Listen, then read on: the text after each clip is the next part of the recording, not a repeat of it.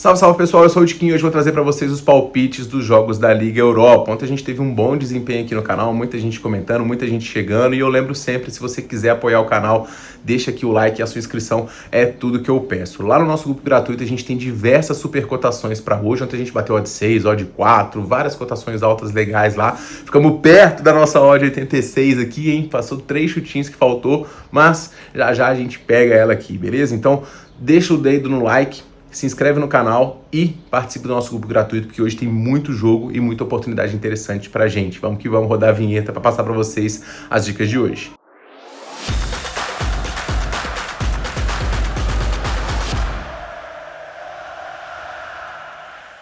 E vamos embora, pessoal, para os palpites desta quinta-feira. Eu separei aqui alguns joguinhos da Liga Europa para poder passar para vocês as dicas de hoje. Tem também Libertadores e lá no meu grupo gratuito do Telegram, os maiores desajustes no mercado de finalização, tá?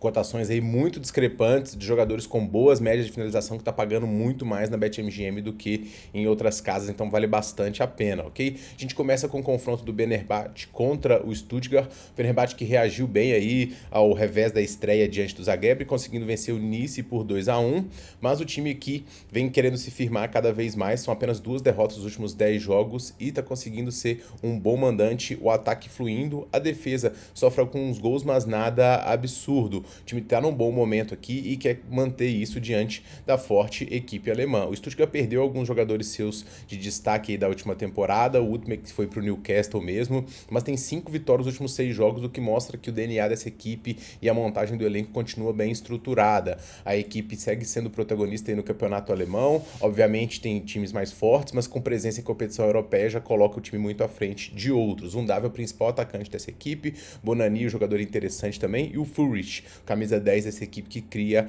bastante, tá? Esse é um confronto que tende a ser de trocação franca de dois times aqui que tem um DNA ofensivo, duas defesas que não seguram tanto, sofram gols aqui costumeiramente e como de praxe na nossa querida Liga Europa, a gente busca gols. O Fenerbahçe marcou 2 gols aí nos últimos 4 jogos e 9 dos últimos 12 jogos do Stuttgart tiveram ambas marcam. Então a gente tá bem embasado aqui para poder pegar a primeira dica do dia, mais de 2.5 gols neste confronto, ok? Se você tiver com o pezinho atrás em relação à Liga Europa, tenta buscar o mais de 1.5 ao vivo. Para bilhete, aquele ambas marcam mais de 2,5 da Betano é muito interessante. No segundo jogo, pessoal, a gente tem o Go Ahead Eagles contra a equipe do Aston Villa e aqui a gente tem uma discrepância técnica muito grande, embora a gente tenha tido aí um holandês no meio de semana, foi o PSV batendo a equipe do Napoli. No geral, os times holandeses não estão indo muito bem nas competições europeias. O Ajax foi goleado pelo Chelsea aqui, e os times também que estão na Liga Europa, o Trash, o Red Eagles, Feyenoord e tudo mais, não tem tido uma campanha muito boa. Foi a terceira derrota aí nos últimos 5 jogos para o Go Red Eagles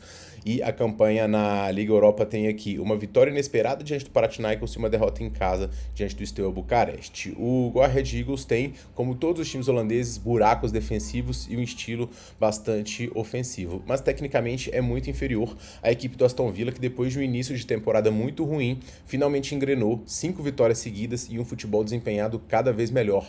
Parece que realmente encontrou o caminho das vitórias e conseguiu ser mais sólido defensivamente e conseguindo jogar melhor ofensivamente, os gols finalmente sendo convertidos. O time do Aston Villa tem jogadores aqui muito bons, eu gosto desse lateral que é o Matt Cash, ele tem finalizações aqui, tem chegadas, McDean jogando bem, o Malen, hoje como provável centroavante, se ele se confirmar isso, finalizações e chute a gol dele vai pagar bastante, porque você espera que ele jogue no meio. Rodgers e Guessá também, outros jogadores muito bons, o meio campo mais combativo, né, com o Onaná e o Camará. A cotação do Aston Villa aqui em 1,80 é uma cotação baixa para o jogo fora de casa, para a Liga Europa, mas o Aston Villa invariavelmente aqui ao vivo deve dar uma oportunidade para a gente e alguma coisa em 1,80 ou mais. Eu pego a vitória aqui da equipe inglesa.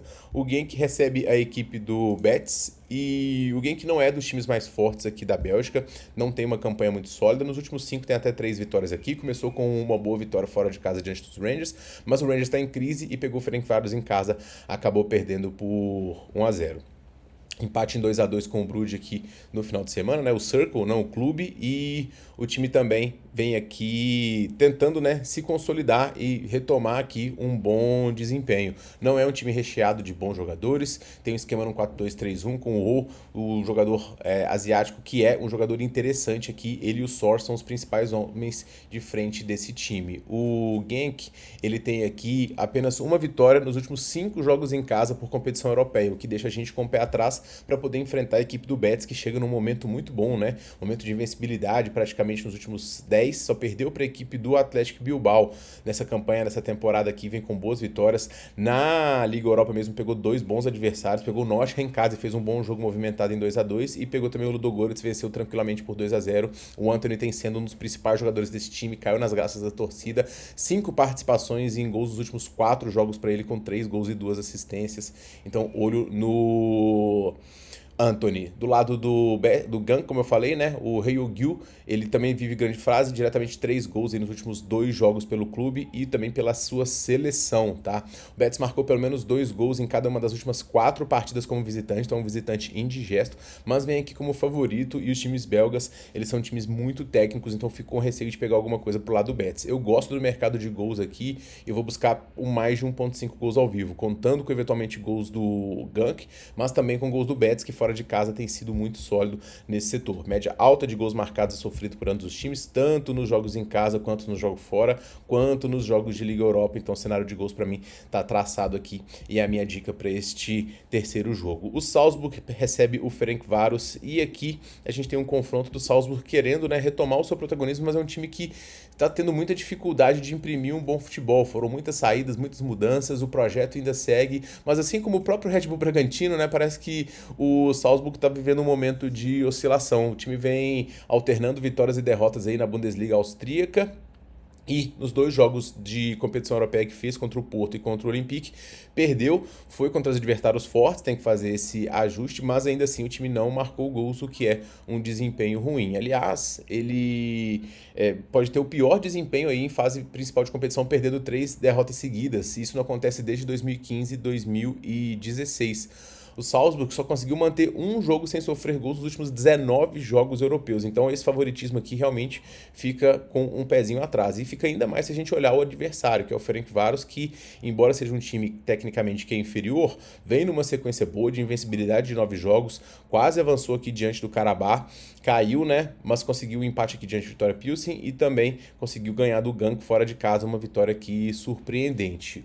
E o desempenho fora de casa também é impressionante. Nos últimos 10 são 7 vitórias e 3 empates. E apesar desse bom desempenho, né, o time não vence 2 jogos em competição europeia desde 67 e 68. Como eu falei, o Salzburg vem aqui sem manter a sua defesa inviolada nos últimos 19 jogos, e o Ferencváros deixou de marcar só em um dos últimos 18 jogos como visitantes. Então aqui a gente também tem um cenário para gols, mais de 1.5 aqui, bem embasado, e a minha dica para este confronto. O Celtic vem para poder receber o Sturm Graz, e o Celtic tá vendo outro time lá no campeonato escocês querendo manter o seu protagonismo. Tanto o Celtic quanto o Rangers ainda mais, o Celtic um pouquinho menos, estão vivendo muito momento de oscilação, né? O time do Celtic é interessante, tem alguns jogadores aqui que gostam de finalizar bastante, tem o próprio McGregor, tem o Forrest, tem o Tuqueiti e Neacho, mas as oscilações são grandes e são só 4 vitórias nos últimos 10. Geralmente quando a gente vai abrir o histórico do Celtic aqui, principalmente no seu campeonato, é de vitórias e goleadas e tudo mais. O time, como eu falei, vem tendo problemas para poder se impor, a defesa tem sofrido alguns gols e os jogos têm sido um pouco mais lentos do que tradicionalmente a gente tem dessa equipe. Do outro lado, a gente tem o Sturm Graz, que é o líder, né, da Bundesliga austríaca. Ele vem aqui numa sequência muito forte, nos últimos 4 jogos tem 4 vitórias, conseguindo fazer vários gols, venceu também na Liga Europa já um escocês, que é o Rangers, e vem aqui para poder fazer um confronto parelho. O Celtic sofreu aí pelo menos 2 gols em cada uma das 3 partidas, e o Sturm Graz marcou pelo menos 2 gols em 8 dos últimos 10 jogos fora. O Celtic é muito favorito aqui na minha visão, mas achei aqui uma possibilidade de zebra nesse jogo, tá? São 2 defesas aqui bem estruturadas, mas porque enfrentam adversários mais fracos. Mais de 1.5 ao vivo também aqui é muito legal. Tem 2 gols do Celtic, tem gols do Sturm Graz. Eu quase fui no mais de 2.5, mas essas defesas aqui podem deixar o joguinho um pouquinho mais lento e é o que eu vou tentar buscar. O Lille chega para poder receber o PAOK e o Lille vem fazendo 2 grandes atuações nessa competição. O Lille que na temporada temporada passada fez uma Liga dos Campeões bastante interessante. Nessa Liga Europa, pra vocês terem uma ideia, ele venceu o Bran em casa e venceu a Roma fora, dois adversários complicados. Empatou recentemente com o PSG e venceu o Nantes fora de casa. Então o Lille vem com um time bem treinado, bem focado. Futebol francês, o pessoal fala que é ruim, o futebol francês hoje está acima de muitos outros, tá? E tem um time aqui no 4-2-3-1 com alguns jogadores bem interessantes. O Haraldson jogando bem, Hans, o atacante, Brolin, Charoui, são todos jogadores aqui de bastante gabarito dessa equipe que, como eu falei, vai revelar bons jogadores, tá? Do outro lado a gente tem o PAOK, que é um time um pouco mais limitado, né? O time começou aqui com uma campanha empatando com o Maccabi em casa, de certa forma decepcionante, tomou um 3-1 do Celtic muito inferior, mas no campeonato grego vem conseguindo boas vitórias aqui, uma diante do Olympiacos e outra diante do Atenas.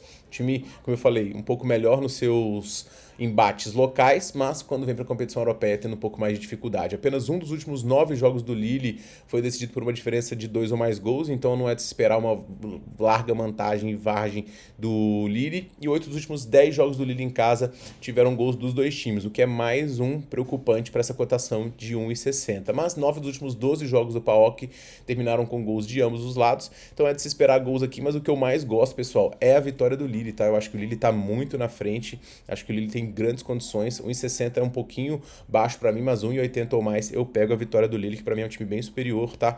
Eu quase peguei isso daqui pré com possibilidade de pagamento antecipado, mas como o time tá tomando muitos gols, eu vou ficar um pouquinho resguardado e tentar buscar isso no live. O Nottingham chega para poder receber o Porto aqui, nesse que vai ser o jogo de estreia de cheio competição europeia, depois que o Postecoglou acabou sendo demitido, né? Eu não entendi muito essa decisão do Nottingham. Claramente o trabalho não vinha bem e eles esperaram toda a data FIFA para depois jogar contra o Chelsea, tomar 3 e decidir terminar. Em vez de contratar antes e já começar o trabalho, não, agora o cara tem que fazer tudo correndo, né?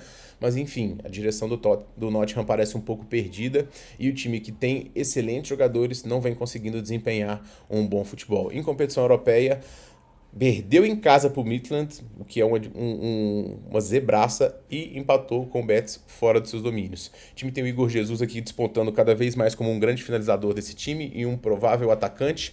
Hudson Odoi, craque de bola, Gibbs White e o Ndoye.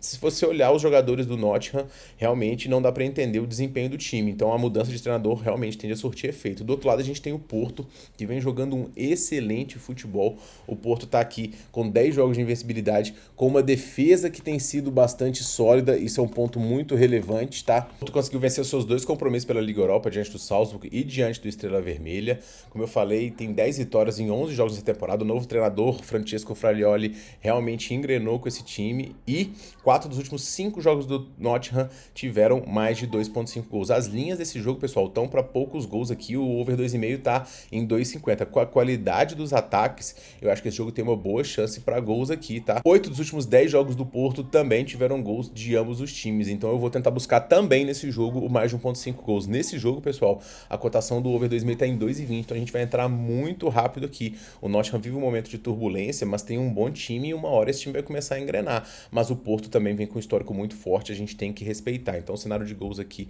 é o que mais me agrada. O Roma recebe a equipe do Vitória Pilsen e o Roma vem aqui com a derrota no clássico diante da Inter de Milão e uma vitória diante do Nice e uma derrota diante do Lille. A Roma tem um bom time, é um time que não goleia, que não imprime um ritmo absurdo para poder fazer uma vantagem grande diante dos adversários, mas que tem um bom elenco, bem treinado e que dentro de casa, em competição europeia, costuma fazer o feijão com arroz para poder vencer. Do outro lado, a gente tem o Vitória Pilsen, que empatou com o Ferencváros fora e venceu o Malmo dentro de casa. Não dá para ter muito parâmetro, porque é um time de nível inferior, mas que vem aqui com uma sequência interessante, né? Mas que vem aqui com uma sequência boa no campeonato. Não é um grande time, como eu falei, é um time que tem uma limitação técnica e que diante da Roma eu acho que vai ter muita dificuldade. Os últimos jogos da Roma aqui, 6 dos últimos 8 em casa terminaram com uma vitória por 1-0, ou seja, a Roma tem vencido, mas não tem goleado. Os 4 dos últimos 5 jogos do Pilsen tiveram mais de 2,5 gols, ou seja, é um time que está conseguindo incomodar um pouco os adversários. Então o que eu espero aqui nesse jogo, pessoal, é um jogo um pouquinho mais truncado pela ligeira força do Vitória Pilsen, mas maior qualidade da Roma, e a Roma não tá goleando. Vitória da Roma ao vivo aqui, 1,72 ou mais, para mim é o mais indicado, se impondo e conseguindo vencer mais uma aqui nessa competição. E para poder finalizar, pessoal, a gente tem aqui o Freiburg contra o Trash.